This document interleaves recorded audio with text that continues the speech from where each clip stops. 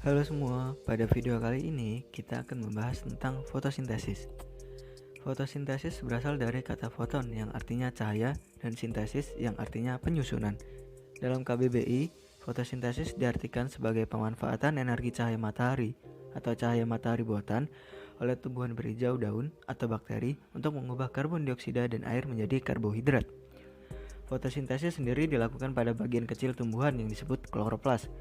Kloroplas mengandung pigmen klorofil atau zat hijau daun.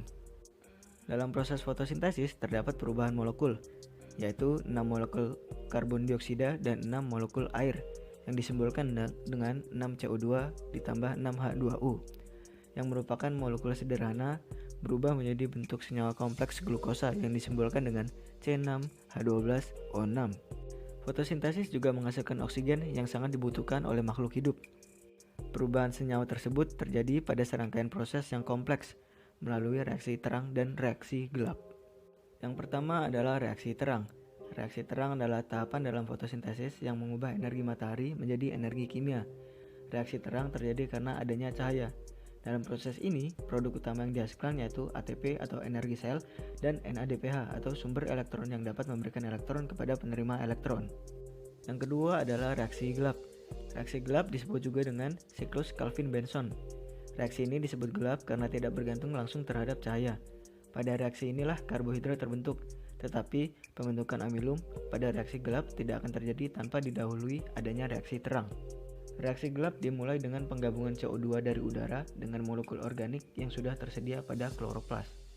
Reaksi terang terjadi di tilakoid pada kloroplas, sedangkan reaksi gelap terjadi di stroma. Reaksi gelap ini akan menghasilkan 3 PgAl sebagai bahan dasar pembentukan glukosa. Selanjutnya adalah faktor yang mempengaruhi fotosintesis. Yang pertama adalah intensitas cahaya. Kebutuhan cahaya setiap tanaman berbeda-beda. Ada tanaman jenis C3 dan C4. Tanaman C4 contohnya adalah tebu dan jagung, memiliki toleransi yang tinggi terhadap intensitas cahaya. Sedangkan tanaman C3 contohnya adalah kentang dan gandum, memiliki titik jenuh cahaya, sehingga pada intensitas tinggi tidak akan dapat meningkatkan intensitas fotosintesis. Selanjutnya adalah suhu.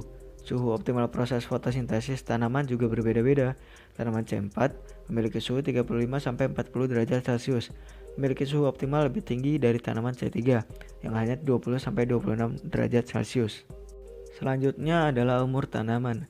Semakin dewasa tanaman, jaringan-jaringan akan terbentuk semakin sempurna yang akan meningkatkan efektivitas dan laju proses fotosintesis. Kemudian ada konsentrasi O2 dan CO2. Salah satu hasil samping fotosintesis adalah O2. Semakin banyak O2, maka intensitas fotosintesis semakin turun. Sementara itu, CO2 merupakan bahan dasar fotosintesis. Semakin tinggi konsentrasi CO2, maka laju fotosintesis semakin meningkat.